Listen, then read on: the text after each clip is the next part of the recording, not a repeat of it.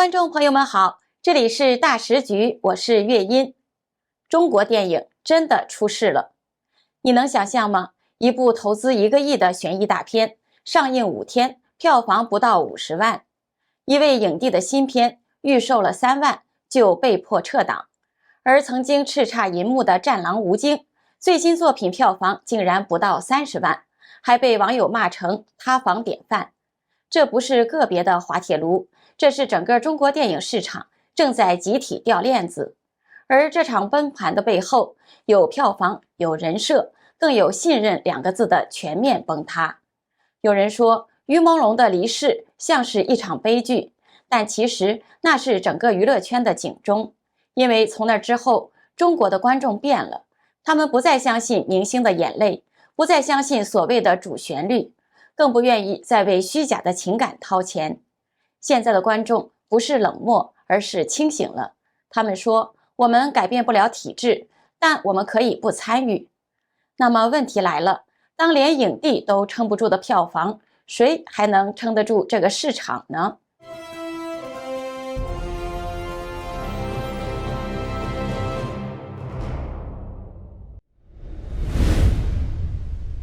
最近内地电影市场刮起了一阵悬疑片热风，新片一部接一部的往上挤，其中最受关注的莫过于那部投资足足1个亿的由小沈阳主演的《象山发光事件》，但这个热度吧，只停留在开拍消息和投资体量上。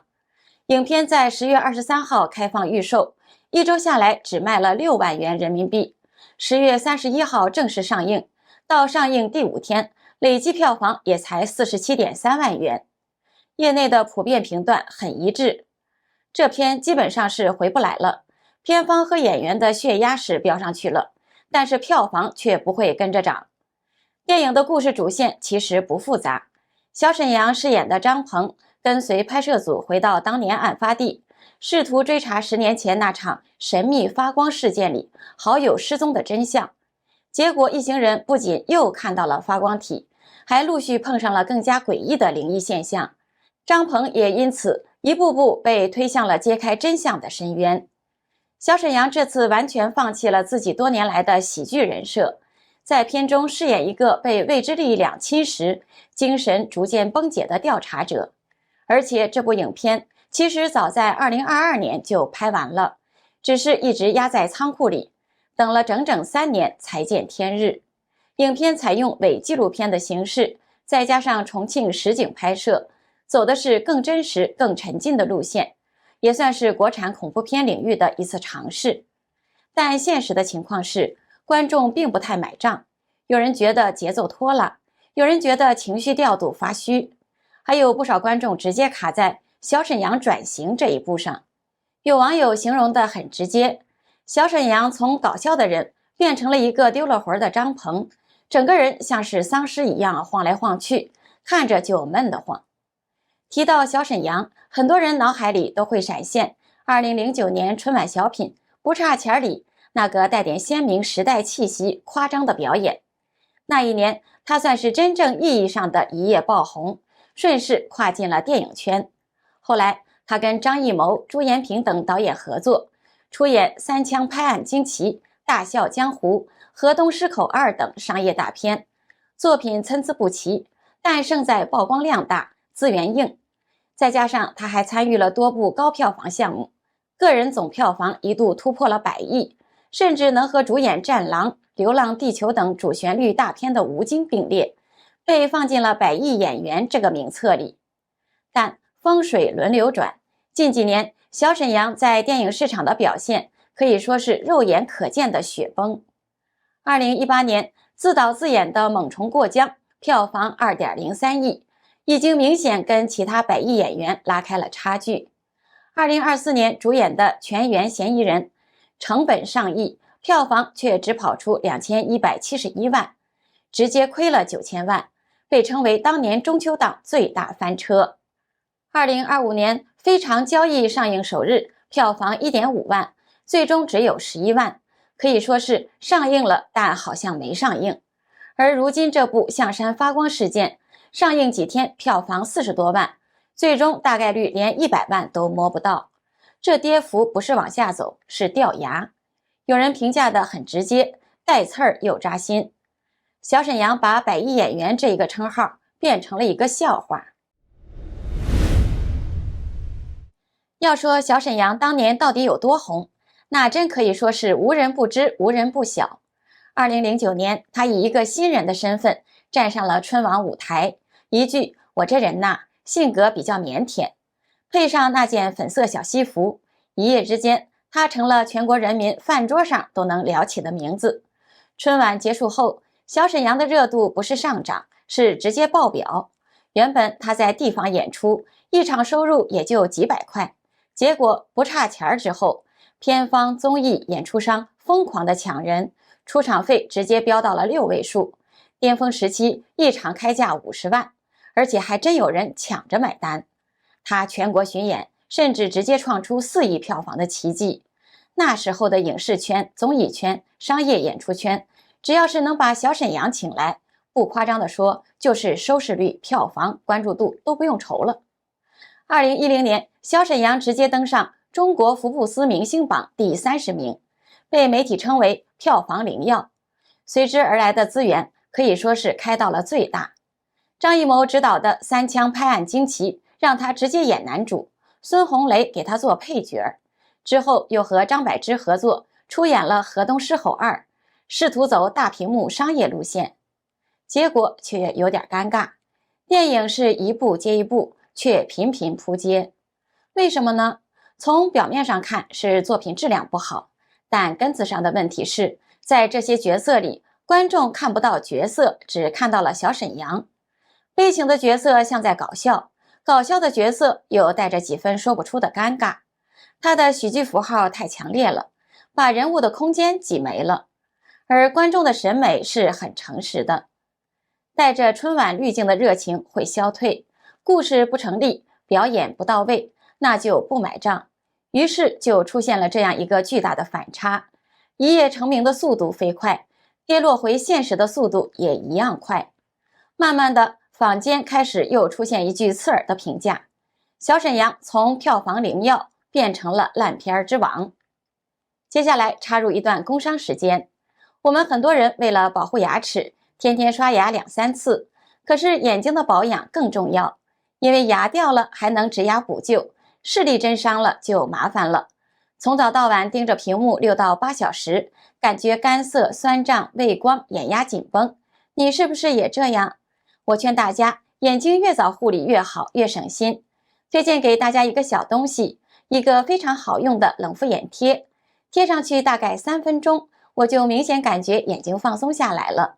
这个眼贴里面有3种植物萃取成分，贴上去清清凉凉的，可以帮你缓解蓝光带来的压力，维持泪膜滋润。有86%的人反馈，使用了之后更放松、更滋润。那么怎么用更到位呢？如果你是日常保养，可以每周2到3次给眼睛做个小 SPA。如果眼睛已经明显干涩，或最近用眼很多，可以增加使用的频率。白天用2到4片分时短贴，晚上6片连贴6到8小时睡一觉。这个眼贴在工作、睡觉的时候都可以用。我的很多同事都是直接贴着工作，一开始会流泪，适应了之后就好了。用完撕下来，不扯皮也不花妆。每天不到半杯咖啡的钱，就能给眼睛一份长期的守护。需要的朋友就点击下面的链接，输入我们的优惠码大10局，还可以享受95折优惠。如今中国大陆的电影市场票房整体低迷，别以为只是新生代演员顶不住，就连昔日顶流影帝陈坤也没能幸免。49岁的陈坤新片《旁观者》原定在10月25号上映，但预售的成绩实在是惨淡，总预售只有3万多元。上映的前2天，片方发布了一则冷冰冰的声明：经慎重考虑，电影《旁观者》取消公映计划，延期上映。对所有期待本片的观众、合作伙伴及院线同仁致以诚挚的歉意。字斟句酌，客气到位，但真实原因大家都心知肚明，票房撑不起来了。平台的数据显示，撤档前预售总票房仅有 3.8万元，其中首日的2万元还是靠粉丝掏钱包场顶的。业内保守估计，如果硬着头皮上映，总票房恐怕连50万都摸不到。5天后，旁观者重新上阵，陈坤和团队一度希望能靠口碑翻盘，但现实依旧冷酷。首日票房57.7万，3天累计100万。根据目前热度推算，最终票房大概率会止步在170万以内。对于一个曾主演《画皮》《龙门飞甲》《云水谣》等多部高票房作品，高居过行业顶峰的影帝而言，这不是低迷2字可以概括的，这是刺眼、扎心、真实的挫败。而更扎心的是，陈坤不是唯一。11月1号到3号之间，内地影院上映了多部新片，包括90后、女孩、背后有人2、深深眷恋等，结果只有4个字：集体扑街。每款没有带动效应，没有主角能扛市场，这不是哪一个演员的问题，而是整个的行业正在经历一场看不见尽头的寒潮。说到100亿演员，不得不说一说吴京，他可是当年票房神话的代名词。2017年的《战狼2》被捧为主旋律与商业兼顾的典范，票房达到了57亿元，吴京个人获利超过10亿元，不仅赚得盆满钵满，还成了爱国符号的代表。之后的《流浪地球》《长津湖》《水门桥》票房是一部比一部高，总收入突破了300亿元。吴京摇身一变，成为爱国赛道的头号赢家，圈粉无数，拿奖无数，甚至当选中国电影家协会副主席。可谁能想到，到了2025年夏天，情况急转直下，他的新片《再见坏蛋》投资5000万元，上映6天就黯然撤档，票房不到30万元，片方分账只有9万多元，惨到令人发指。吴京还亲自在微博宣传，结果评论区底下是一片的冷嘲热讽。狐狸精票房神话变票房毒药，这回是真塌房了。作为战狼化身和民族主义代表的吴京，只用8年就从爱国符号变成了谎言符号，最后沦为抽象符号。那么他为什么不再受欢迎了呢？最主要的是人设反噬。过去那些口号，如今全被现实打脸。比如中国护照能带你回家，曾经让人以为那个小本本无所不能，可经过缅北诈骗、疫情时期无法回国的现实铁拳，观众才发现那只是电影的台词。更何况网络热议，吴京自己用 iPhone 开法拉利，儿子上国际学校，种种现实生活的表现与爱国硬汉的人设冲突太大。而且时代的氛围也变了。2017年的中国经济还在上升期，官方引导下民族情绪高涨，爱国银幕硬汉形象正好迎合了观众的口味。而如今经济下行，年轻人一出校门就面临失业，压力山大。相比银幕上的犯我中华者，他们更在乎房租、工资、生活。主旋律电影中缺乏血肉与真实感的角色，再热血也撑不起票房。有网友一针见血地说，吴京就是贩卖爱国主义的商人，靠舔共和给中国人打鸡血收割韭菜。这2年经济下滑，政治收紧，中国人都设身处地地感受到共产党把持国家的关心。中国人用调侃吴京来规避风险，实则是调侃中国共产党。其实单看几位演员的起落还只是表层，真正更大的背景是中国经济低迷下，电影市场整体在降温。以今年11长假为例，叠加中秋假期，连续放了8天假，按理说是电影院最该回血的档期，结果官方统计出来的数字令人一愣。11档总票房 18.35 亿元，不但没有回到疫情前，反而出现了3年连降，甚至跌回到了11年前的水准，观影人次只有5007万。这意味着不是没片看，是大家不愿意走进电影院了。回头翻历史数据，尤其扎心。疫情后2023年以来，11档期票房从27亿元、21亿元，再到今年连年下滑。虽然有志愿军浴血和平、731等主旋律影片救场，也拉不动民众热情。不少人原本以为经济越差，电影行业反而会迎来便宜快乐，就像经济越萧条，口红越好卖一样。但电影票不是口红，一张票40到60元，再加上地铁打车，或者是一杯奶茶一顿饭，往往一次观影就是100多元。对于现在的普通人来说，这已经不是休闲消费了，是需要犹豫的消费。因为现在的年轻人真的太难了，收入低，工作不稳定，随时可能裁员，租房压力，生活成本不断的上升，他们的消费能力正在肉眼可见的下滑。